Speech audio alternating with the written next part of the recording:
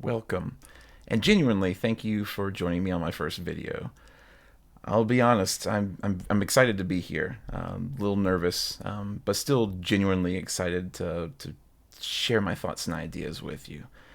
If I were going to be forthright and tell you exactly why I chose to be here and what I hope to accomplish, it's that I aspire to spread the word, the possibilities, the benefits, and the overall enjoyments that can come from a player versus environment game mode. Something that I've kind of coined in the back of my head as Raiders versus Wraith in Flesh and Blood.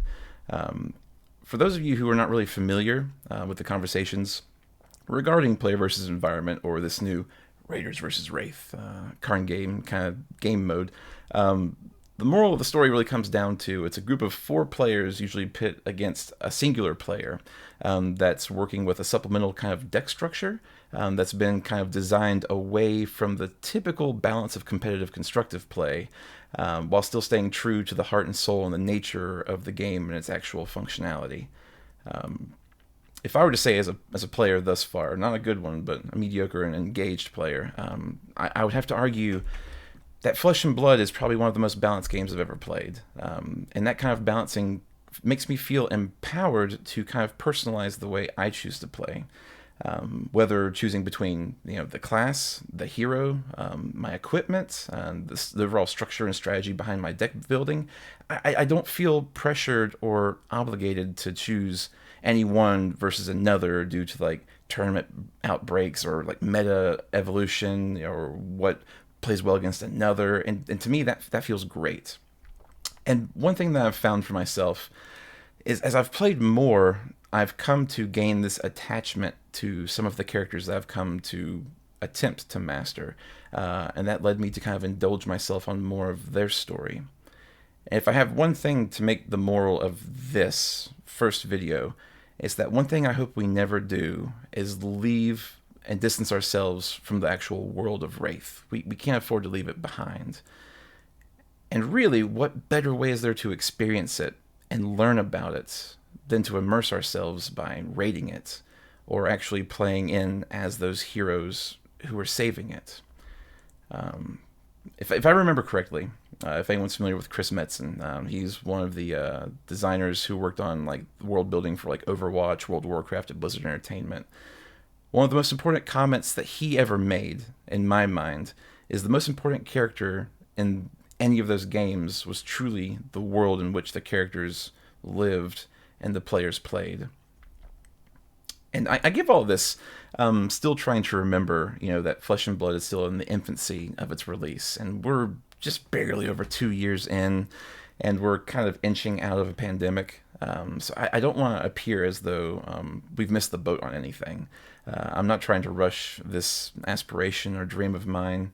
I truly, wholeheartedly believe this form of gameplay is coming. It really just comes down to a matter of how and when.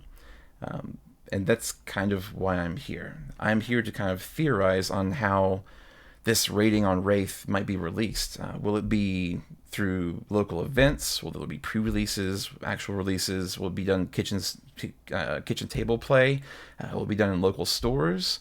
Then again, if we have this kind of content, how will Legend Story Studios reward players who defeat the challenge? Will there be special promos that kind of come in armory kits for local game stores? Will it be special booster packs printed with a special multiplayer kind of card-like set reward that you can also play in Ultimate Pit Fights? How will some of these encounters unfold going forward? That's a great question to ask, because if you were to ask me what I thought about player versus environment 6 months ago, it would have been a completely different game from what we have with just the release of Monarch. And I'm looking at you, location cards and now ally cards. Now with those entering the fray with Monarch's release, what's coming down the line? What's coming next? How can we even manipulate this format further? If there are certain mechanics or boss fights that we come across, will it punish or reward specific classes or characters based on where they're from? Will a brute in the Savage Land have advantage on a beast there versus like a wizard that might come from another area or region of Wraith? And ultimately, and most importantly, can Legend Story Studios make reward and implement a game mode with a structure that can appeal to more people and as many people as possible.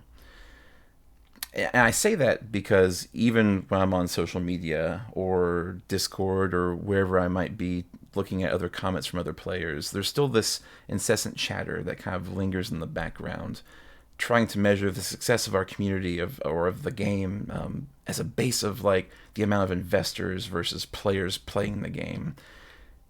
And as far as I can see it, whether you're an investor or a collector or a competitive player, or some casual, especially like me, or any hybrid of that listed above. Because I can tell you right now, I have a couple of boxes of Monarch saved aside for first edition. I have a binder that's full of my cold foils that I'm no longer willing to kind of shuffle around and play with on a daily basis. I have 6 constructed decks, waiting for local gameplay and local game stores around me to open up and start hosting Flesh and Blood events. And I'm pushing for player versus environment because ultimately at the end of the day, I just want to sit at the kitchen table, have a beer, relax, and play with my friends. But either way, however you align yourself in this game, wherever your drawing into it is, I have to say I'm happy that you're here. Because the more people we can have involved in the game for whatever the reasons that they have, they help secure that there's a brighter future for this game, and they enable this game to grow and continue to develop and lead to more opportunities and more story development down the line. By saying that, I'm not saying accept anyone and everyone in the sense of like accepting toxicity. You know, there's negativity that can leak into any game, any community, any hobby. And so I think the community's actually done a really good job of kind of prodding that out when it wasn't acceptable and wasn't really necessary.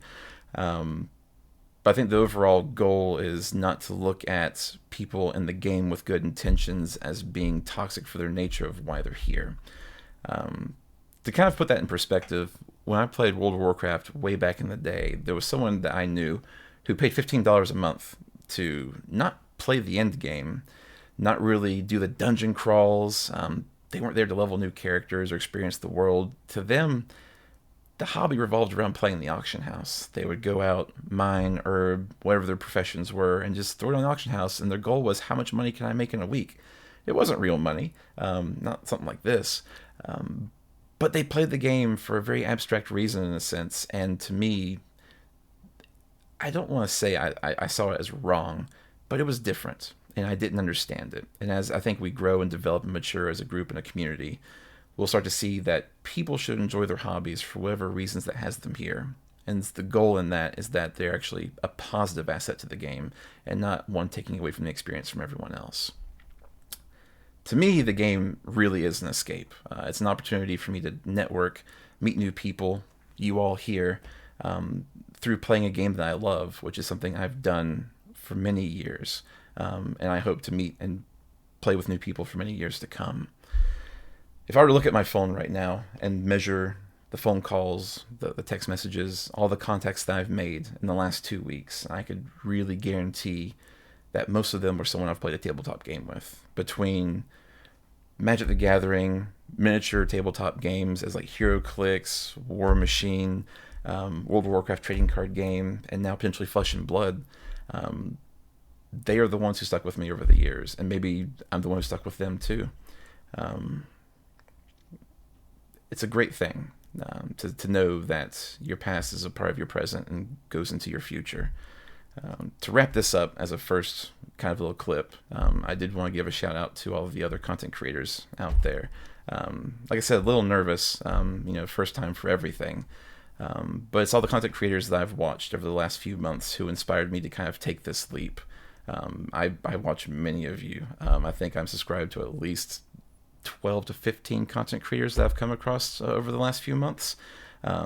Special shout out to Bronson. I do want to say I did email him a few months back.